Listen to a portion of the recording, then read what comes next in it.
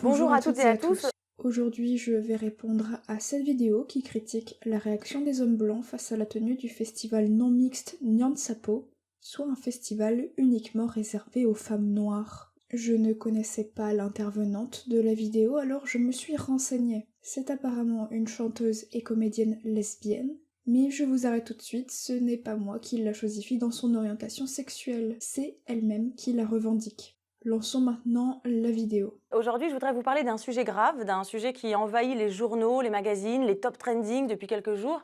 Un sujet qui touche malheureusement en France des millions de Français de France. Français de France, mais ça va le racisme décomplexé? Il y aurait des Français non de France, c'est ça? Je parle bien entendu du phénomène du ouin-ouin. Alors le ouin-ouin, qu'est-ce que c'est? Ah, enfin une féministe qui définit les concepts qu'elle utilise. Écoutons attentivement. Le ouin-ouin, c'est la version française du white tears ou du male tears selon le contexte, quand des personnes appartenant à un groupe dominant chouinent, pleurent, mordent, râlent, crient, pestent et surtout s'exclament « ouin-ouin, j'ai pas été invité à la fête de ton cousin ». Ah d'accord, en fait c'est un concept normatif qui sert juste à empoisonner le puits et permettre de ranger absolument toutes les revendications adverses dans la case chouinerie injustifiée. C'est fort pratique et surtout ça permet de ne pas se remettre en question puisque l'adversaire a forcément tort, peu importe ce qu'il dit. Et cette semaine est une grosse semaine pour les ouin-ouin. En effet, le festival Nyan Sapo organise des rencontres, ateliers et tables rondes dont certaines sont réservées aux Noirs et même pour certains ateliers aux femmes noires. Réaction des ouin-ouin immédiate. Quoi? On n'a pas le droit d'y aller, ouin-ouin, mais c'est du racisme, c'est de la discrimination de l'homme blanc qui pourtant souffre au quotidien. C'est vrai que c'est affreux, hein. Oui, c'est affreux et merci de le dire. Voilà enfin une féministe qui reconnaît la discrimination anti-blanc. Pour que vous compreniez bien le ouin-ouin, je vous propose une parabole. Alors attention, j'extrapole, j'invente, j'exagère, hein.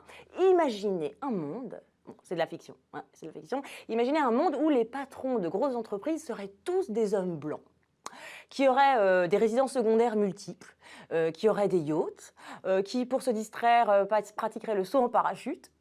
Et voilà, après le racisme, l'antisémitisme.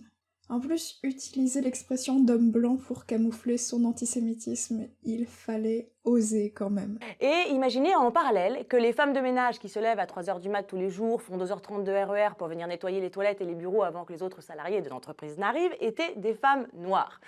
Alors, bien sûr, c'est de la fiction, hein, c'est de la fiction. Ah bah si c'est de la fiction, on peut avancer un peu dans la vidéo alors. On veut du concret à nous. Et puis, je fais déjà une vidéo tous les 3 mois, alors je ne vais pas, en plus, me fatiguer à commenter de la fiction. Toutes les noires ne sont pas femmes de ménage, même si toutes les femmes de ménage sont noires ou arabes. Non mais je précise parce que moi j'ai des copines noires qui sont notamment productrices, chercheuses, profs à l'université. Donc, Océane Rosemary montrait plutôt que les grands patrons d'entreprise sont toujours des hommes blancs, mais elle affirme ici que des femmes noires peuvent devenir productrices, chercheuses et profs à l'université.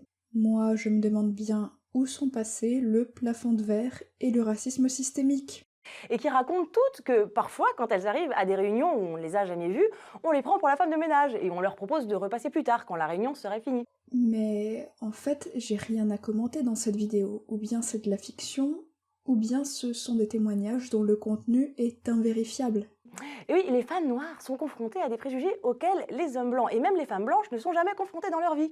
Eh bien, c'est peut-être parce qu'ils vivent en France depuis 1000 ans et que ce serait cocasse qu'une communauté étrangère minoritaire les discrimine dans leur propre pays lors de festivals non mixtes, par exemple. Et c'est justement pour ça qu'elles ont besoin d'en discuter entre elles. Parce que si nous, on y allait à leur réunion, hein, on serait là, « Ah mais non, mais c'est pas vrai. Ah bon, mais t'es sûr que t'es pas parano? Ça m'étonne quand même parce que moi, franchement, je vois pas les couleurs. Le racisme, je pense que c'est complètement has-been comme notion, quoi. » Et elles perdraient déjà les 3/4 de la réunion à nous expliquer que, si, je te jure, non, j'exagère pas. Je peux parler? Tu peux te taire, s'il te plaît? C'est vrai qu'on n'a de toute façon pas envie d'y assister à ces réunions. À qui ça plairait sérieusement d'écouter des femmes discuter d'elles-mêmes pendant des heures? Je vous fais quand même remarquer l'autoflagellation d'Océane Rosemary qui consiste à supposer la réaction méprisante de blancs dans une réunion de femmes noires. Mais ça, beaucoup de ouin-ouin ne le supportent pas et comme on dit, inverse le stigmate. Regardons ensemble quelques magnifiques exemples de ouin-ouin cette semaine. Ah, enfin des exemples concrets. En France, actuellement, on interdit l'entrée aux Blancs dans des festivals. Bientôt, ce sera des quartiers, puis des villes entières. Alors là, vous voyez, on est sur du ouin-ouin visionnaire paranoïaque aigu, dévoré par la théorie du grand remplacement, où on sera bientôt, nous les Blancs, jetés dans des cages, et où on pourra même plus aller dans des villes entières envahies par des Noirs. En fait, c'est déjà le cas, mais laissons la petite bourgeoise Océane Rosemary dans ses fantasmes. Ensuite, s'il était encore en vie, Martin Luther King lutterait contre la tenue de votre festival qui légitimise la ségrégation raciale. Alors là, on a un ouin-ouin fourbe qui fait parler un grand militant antiraciste décédé parce qu'il sent bien que sa parole de ouin-ouin à lui ne suffit pas. Pour le coup, je suis d'accord, l'argument est vraiment mauvais.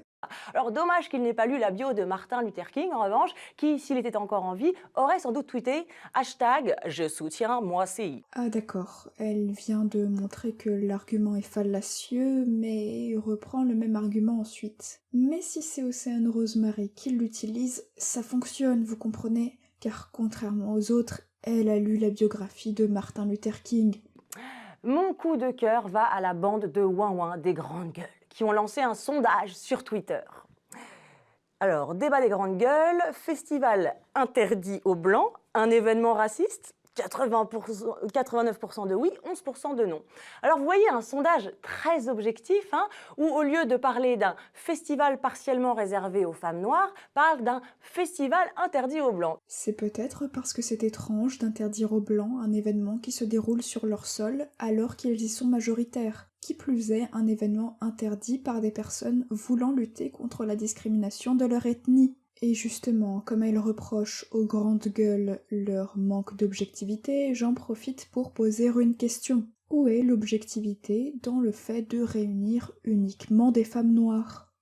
D'ailleurs, vous remarquerez, les ouin-ouin sont presque toujours des Blancs, enfin sont toujours des Blancs. Puis-je émettre l'hypothèse que les Blancs sont plus actifs politiquement parce qu'ils sont majoritaires, enfin pour le moment, dans leur pays? Ou c'est peut-être même parce qu'on impose aux Blancs une politique migratoire qu'ils n'ont pas choisie depuis des années et qu'ils ne souhaitent pas subir de discrimination de la part d'autres ethnies. Les Blancs ont en fait les mêmes revendications que les Noirs qui organisent ce genre de festival, sauf que, parce qu'ils sont majoritaires, leurs revendications n'auraient pas lieu d'exister. Je plaisantais tout à l'heure en disant qu'Océane Rosemary était raciste, mais en fait je crois qu'elle l'est vraiment, puisqu'elle hiérarchise les revendications selon si elles proviennent de blancs ou de noirs. Vous avez peut-être vu qu'aucun collectif antiraciste d'Arabes ou d'Asiatiques n'a protesté. Peut-être parce que, comme les Noirs, ils ont l'habitude eux aussi de ne pas être invités à toutes les fêtes et à tous les pots de départ. Habile tentative d'assimilation des fêtes et des pots de départ, qui sont des réunions privées, à des festivals qui sont quant à eux publics. Mais évidemment qu'on n'invite pas des gens extérieurs à une entreprise quand celle-ci organise un pot de départ, ça n'aurait aucun sens. Il faudrait plutôt se dire que c'est politiquement problématique que des réunions non mixtes se tiennent puisque ça exclut des citoyens du débat public, mais apparemment ça n'embête pas Océane Rosemary d'en être exclue. Ah, attendez, on me dit dans l'oreillette qu'une association antiraciste a aussi fait ouin-ouin. Ah oui, SOS Racisme. Interdit aux Blancs, une logique provocante et discriminatoire. Ah mais vous vous êtes trompé, c'est pas une association antiraciste ça, c'est l'ancien groupe de musique de Hélène et les garçons. Mais oui, ils se sont reformés pour protester contre la méchanceté dans le monde en chantant « C'est pas bien d'être méchant, ce qui est bien c'est d'être gentil, et la guerre, c'est nul !» Le malaise. Allez, un petit dernier pour la route, un petit ouin-ouin. Si Nyan Sapo était organisé par des Blancs, question, qui peut entrer dans le collectif? Les Blancs européo-descendants, soit les hommes blancs qui s'identifient légitimement comme chrétiens. Ça fait peur!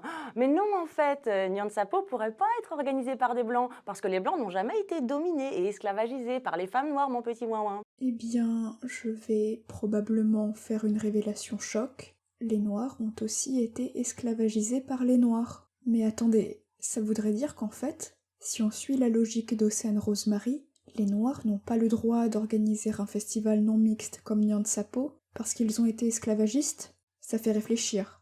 Allez, gros bisous les petits ouin-ouin. Gros bisous à toi. Et pleurez pas trop quand même, ça vous fait des yeux tout gonflés et ça vous rend moche comme un vieux crapaud. Alors quand même, faites attention. Bisous. En définitive, Océane Rosemary est une ouin-ouin qui chouine, pleure, mord, râle, crie, peste, parce que les Blancs ont des revendications qui concernent leur ethnie, tout comme les Africains.